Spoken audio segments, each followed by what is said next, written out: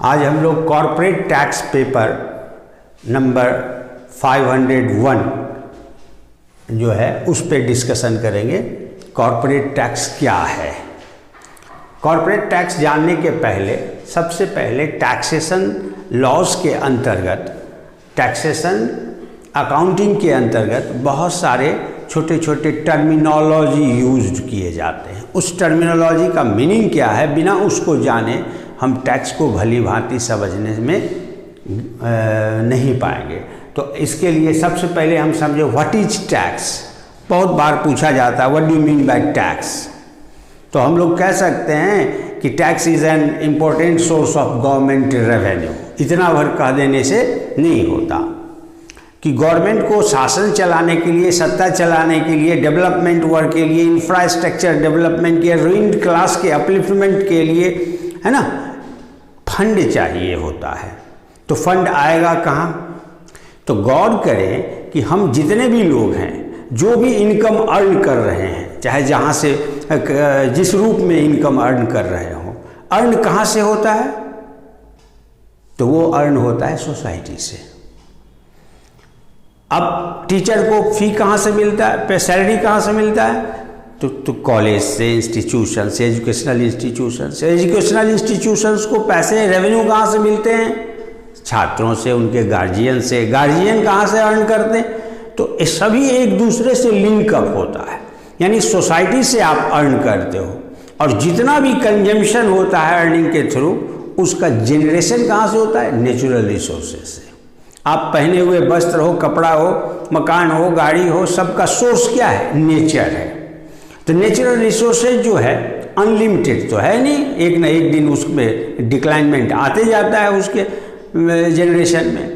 तो इसको balance maintain रखने के लिए क्या करना होता है कि उसी सोसाइटी के प्रति जहाँ से हम इनकम अर्न कर रहे हैं, उसी नेचर के प्रति जहाँ से हम इनकम सृजित कर रहे हैं, अर्न कर रहे हैं, है ना, उसके प्रति कुछ अपनी रिस्पॉन्सिबिलिटी होती है।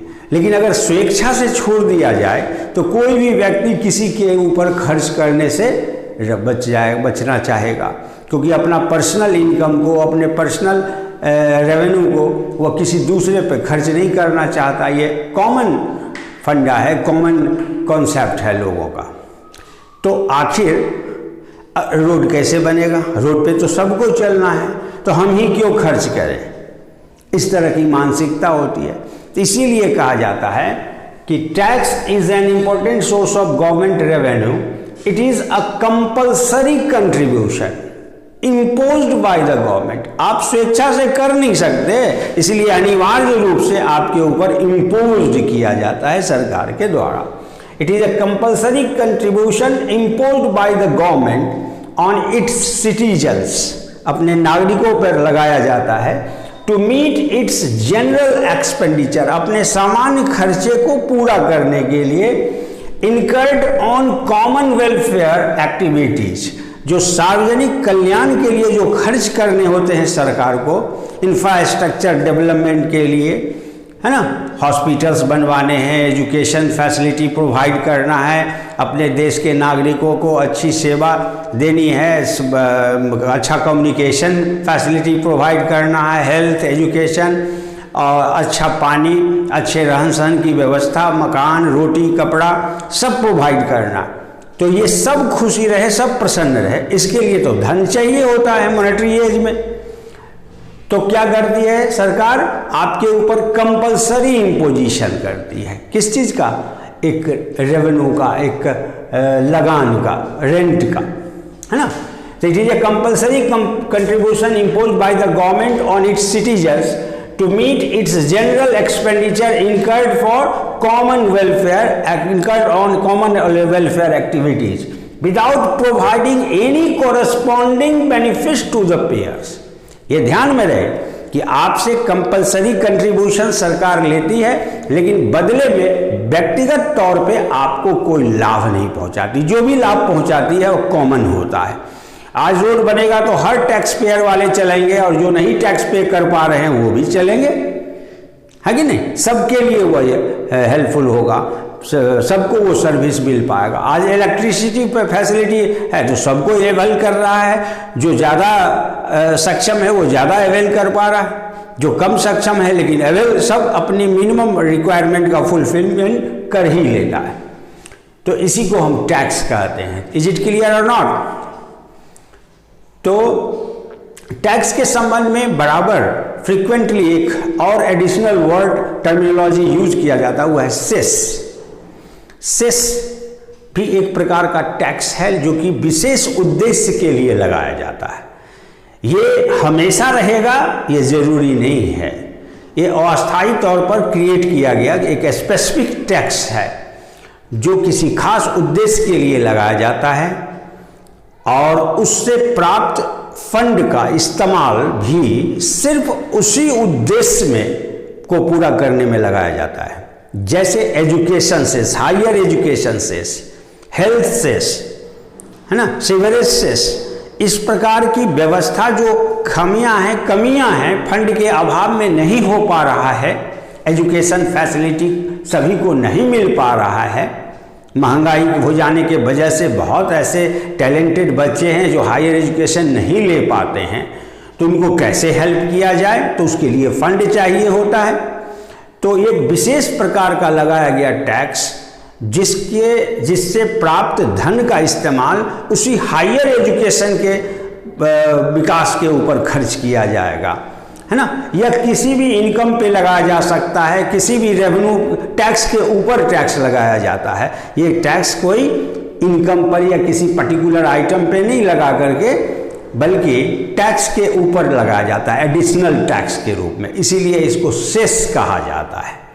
जैसे इनकम टैक्स इनकम पे लगाया जाता है, वेल्थ टैक्स आपके धन पे लगाया जाता है ना, GST goods and service tax आपके द्वारा हमारे द्वारा कंज्यूम किए गए गुड्स और सर्विस के ऊपर लगाया जाता है, कंजम्पशन के ऊपर लगाया जाता है।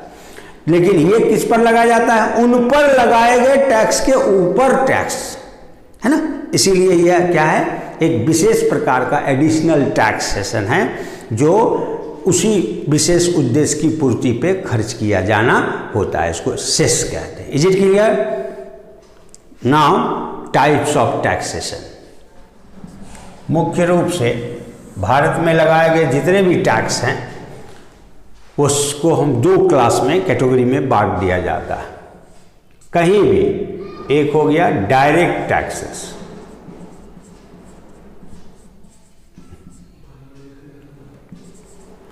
दूसरा इनडायरेक्ट टैक्सेस।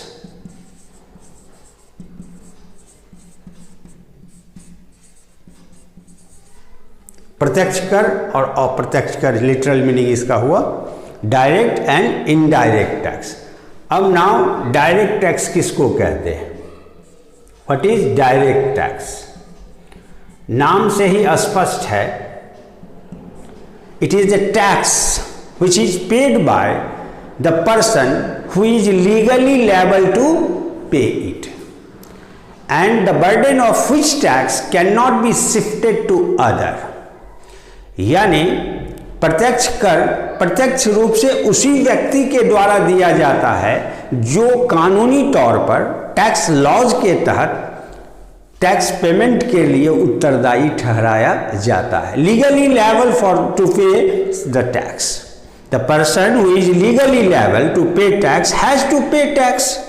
तो such types of tax which the burden of which can not be shifted to others is known as direct tax. जैसे हम इनकम अर्न कर रहे हैं तो जिसका इनकम है वही उस पर टैक्स देगा, अपने इस टैक्स के भार को, बर्डन को वो दूसरे के ऊपर नहीं थोप सकता। लेकिन आप और हम किसी कंज्यूमर प्रोडक्ट का यूज करते हैं, किसी भी प्रोडक्ट को खरीदने जाते हैं तो हमसे दुकानदार टैक्स लेता है कि नहीं लेता है? तो क्या नाम से लेता है? तो सेल्स टैक्स और जीएसटी के नाम पे लेता है ना। और वो टैक्स लेने का अधिकारी कौन है? गवर्नमेंट है, सरकार टैक्स लेती है।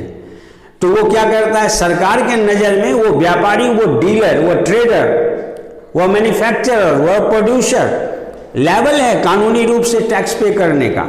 लेकिन वह उस अमाउंट का कलेक्शन किससे किया जा रहा है? कंज्यूमर से, हमसे। यानी we are the real tax payer on consumption, our consumption, but this tax, but in law the producer of the goods and services are legally liable to pay that very tax. That's why sales tax, excise duty, customs duty and other taxes, service tax, VAT, all are known as indirect taxes, because its burden has been shifted by the manufacturer, producer, trader, dealer on the ultimate consumer and subscriber of the goods and services. Clear? तो direct और indirect tax में एक हमको government से, हम consumers को कोई सीधा मतलब नहीं है टैक्स के संबंध में। कोई कानूनी कार्रवाई गवर्नमेंट हमारे ऊपर नहीं कर सकती। जब भी कानूनी कार्रवाई होगी तो उस डीलर पे होगा, उस ट्रेडर पे होगा, उस बिजनेसमैन पे होगा जिसने टैक्स देने में किसी तरह की चूक की है।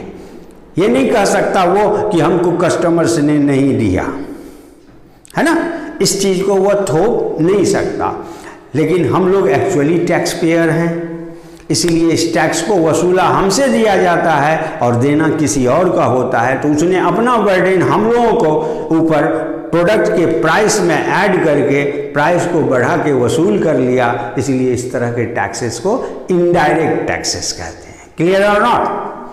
तो डेफिनेशन के तौर पर तो आपने अभी डायरेक्ट और इनडायरेक्ट टैक्सेस क्या है, दोनों में रिलेशन क्या, उसको देखा। अब दोनों का डेफिनेशन लिखा गया है, उसको आप नोट कर सकते हो।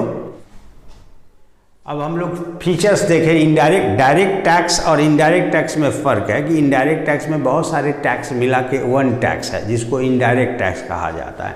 कमोडिटी टैक्स भी कहते हैं, सर्विस टैक्स भी कहते हैं। जीएसटी जो 2070 1 जुलाई से जो reforms of indirect tax reforms लाया गया, उस दिन से ये जीएसटी में कन्वर्ट हो गया है। फिर भी सिलेबस में चेंज ना होने के कारण हम चर्चा में रखे हैं।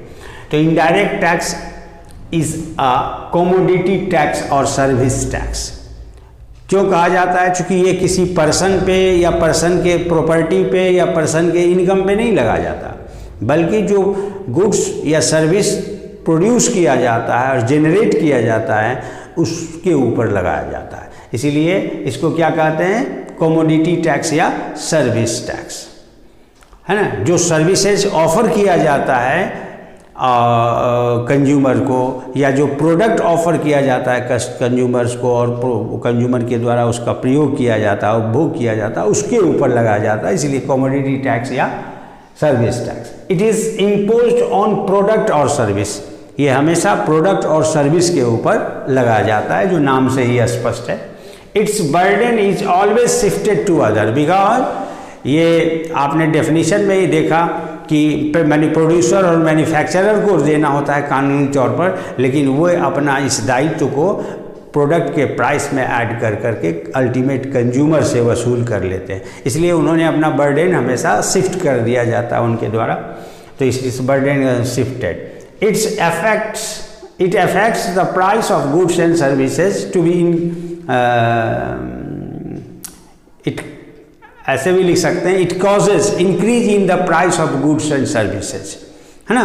और you may say that it affects the price of goods and services. It does not give direct pinch to its actual paper. Actually हम कंज्यूमर्स लोग उस प्रोडक्ट के टैक्स को, कमोडिटी टैक्स को पे करते हैं, लेकिन सीधा हमसे सरकार नहीं वसूल करती गवर्नमेंट, इसीलिए सीधा पिंचिंग नहीं हो पाता है, पता भी नहीं चलता और टैक्स लग जाता है, चुका दिया जाता है। इसलिए it does not give any direct pinch to the actual tax payers. It is easy to collect, चूँकि हर एक कंज्यूमर जो कंज्यूम कर रहा है प्राइस के साथ टैक्स पे कर रहा है, इसलिए कलेक्शन में कोई प्रॉब्लम नहीं होता। यानी और डायरेक्ट टैक्स के कंपैरिजन में इजी है, आसान है। इसका मतलब कुछ होता ही नहीं, ऐसा नहीं है। It has less possibility of tax evasion in comparison of direct taxes. Direct taxes में हम अपनी प्रॉपर्टी को छुपा सकते हैं टैक्स बचाने के लिए, अपने इनकम को छुपा सकते हैं, रेवेन्यू को छुपा सकते हैं, लेकिन इसमें गुंजाइश नहीं है, क्योंकि जो कंज्यूमर पे कर रहा है वो उस प्रोडक्ट के ऊपर ऑलरेडी टैक्स ऐड कर करके लिया जा चुका है ना। तो these are the main features, silent features of indirect tax. No doubt both of the taxation, either direct or indirect, both are the important source of government revenue. Both types of taxes are usually imposed by the government to create sufficient fund for its common expenditure, and we see that every tax amount is refunded to the people who have paid tax or not paid tax equally. तो दोनों ही प्रकार का tax जो है सरकार के revenue का महत्वपूर्ण स्रोत है, इसमें कहीं कोई डाउट नहीं। बावजूद इसके दोनों में कुछ विभेद है, दोनों में कुछ अंतर है, जिस अंतर को व्यक्त करने के लिए उसके कारणों को हम पॉइंट्स ऑफ डिफरेंस के रूप में व्यक्त कर रहे हैं, जो कुल संख्या में 10 हैं। पहला है इम्पोजिशन। अगर देखें तो डायरेक्ट टैक्स जब कभी भी लगाया जाता है तो व्यक्ति के यानी सत्ता के आय पर, प्रॉपर्टी पर, इनकम पर और किस पर, वेल्थ पर। इम्पोज ऑन इनकम, ये कोडिंग हम कर दे रहे हैं वेल्थ और प्रॉपर्टी। जबकि इनडायरेक्ट टैक्स जब कभी भी लगाया जाता है तो किस पे, गुड्स या सर्विसेज पर लगाया जाता है। तो दोनों के इम्पोजिशन में अंतर है। दूसरा टैक्स पेयर्स, इसमें इंडिविजुअल टैक्स पेयर्स होते हैं, HUF Hindu undivided family,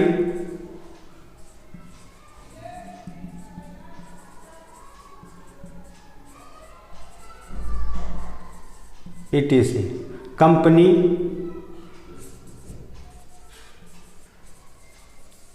firm, ETC। इसमें टैक्स पेयर्स कौन से होते हैं, कंज्यूमर्स एंड सब्सक्राइबर्स। यानी इसमें जो यूजर हैं वो टैक्स देते हैं, और इसमें कौन देते हैं, जो इनकम अर्न करने वाले हैं, जो धन रखने वाले वेल्थ टैक्स देते हैं, जो सीमा से अधिक इनकम अर्न करते हैं वह इनकम टैक्स देते हैं। तो इसमें इनकम अर्न करने वाला कौन, हमारे आपके जैसा व्यक्ति, इंडिविजुअल। हमारे परिवार की प्रॉपर्टी का भी इनकम हो सकता है, जिसमें केवल व्यक्तिगत हम या आप कारण नहीं है, बल्कि हम सभी लोग हैं। तो हिंदू अनडिवाइडेड फैमिली का इनकम, इसमें कंपनी का इनकम अर्न करती है तो कंपनी को टैक्स देना होता है, फर्म अर्न करती है तो फर्म को टैक्स देना होता है। तो individual, company, firm, ETC are the tax payers under of direct taxation laws. But in indirect tax, ultimate consumer and subscriber of the goods and services are the taxpayers. Now shifting of tax burden, ये definition से ही स्पष्ट है कि direct tax के burden को कभी भी शिफ्ट नहीं किया जा सकता। अगर कोई मेरे इनकम टैक्स का कोई दूसरा पेमेंट कर देता है तो उसके द्वारा दिया गया मेरे एवज में जो liability paid by him will be treated as income to me. हमारे लिए वो इनकम है, क्योंकि मेरे खर्च का उसने भुगतान किया, उसके बदले में कुछ न कुछ तो वो लिया होगा। इसीलिए माना जाता है कि आपके बिहाफ में कोई पे करता है तो वो भी आप ही का इनकम है। जैसे होटल में हम खाना खाएं, मेरा एम्प्लॉयर खाना का बिल चुकाए, तो एम्प्लॉयर ने क्यों दिया, चूंकि हम सर्विस प्रोवाइड कर रहे हैं उसको।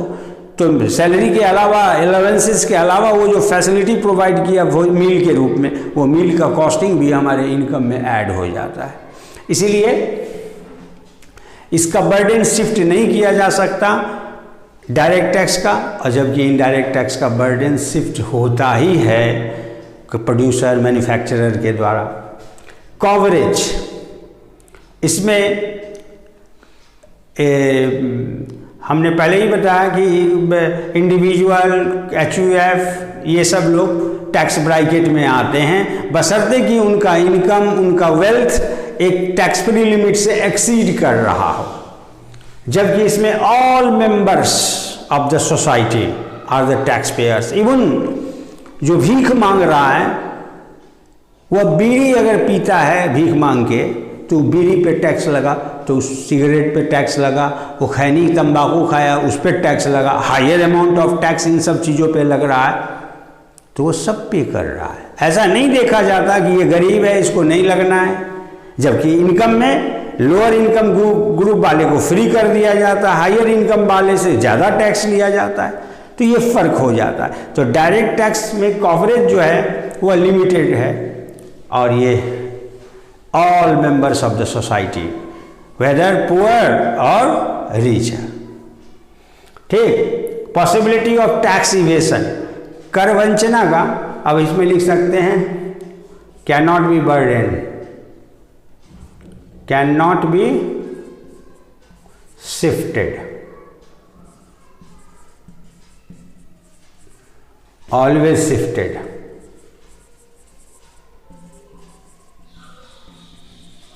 टू अदर्स, है ना। कवरेज, इंडिविजुअल एंड एंटिटी, अगर हमारे आपके जैसे व्यक्ति के अलावा देखिए तो सब सत्ता है, कंपनी, फर्म, है ना, कंपनी, फर्म, ऑर्गेनाइजेशन, जो जो इनकम अर्न कर रहा है सबको इनकम टैक्स देना है, जो भी वेल्थ पोज कर रहा है उस सबको उसको देना है टैक्स, प्रॉपर्टी जिसके पास है उसको देना है। तो इसमें इंडिविजुअल और एंटिटी आता है, जबकि इसमें all members of the society. Possibility of tax evasion less no comparatively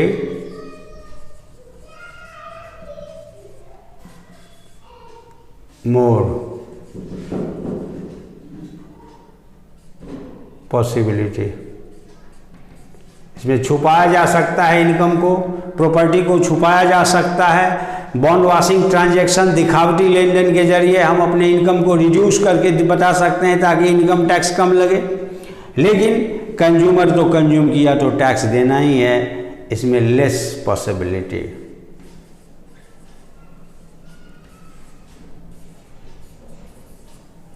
of tax evasion.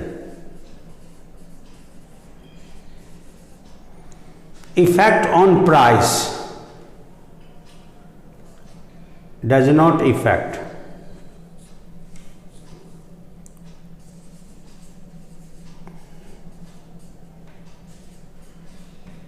effect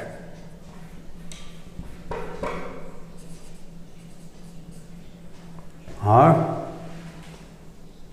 causes increase in price. Rate of taxation, progressive rate of taxation.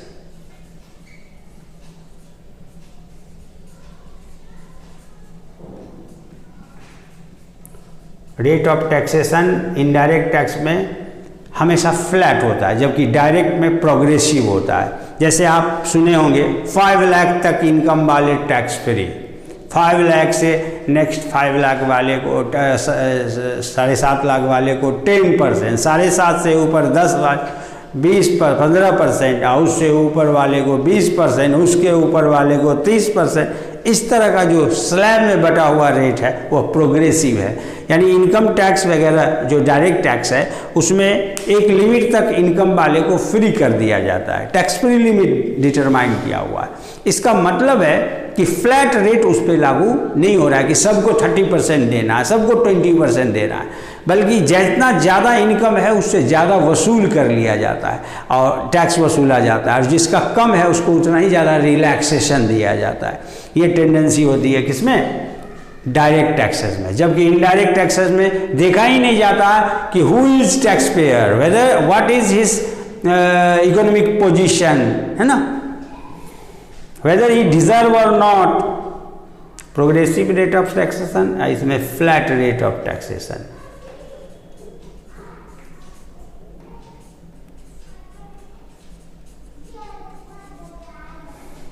Objective of taxation, bring equality in socio-economic development,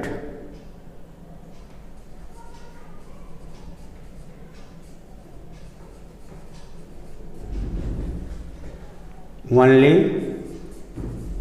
revenue generation,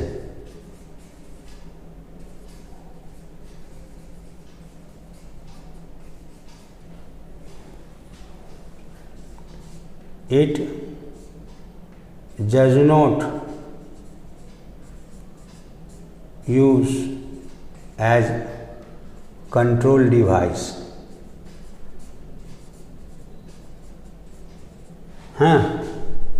it may be used to control consumption, है ना, पढ़ लेगा ना consumption.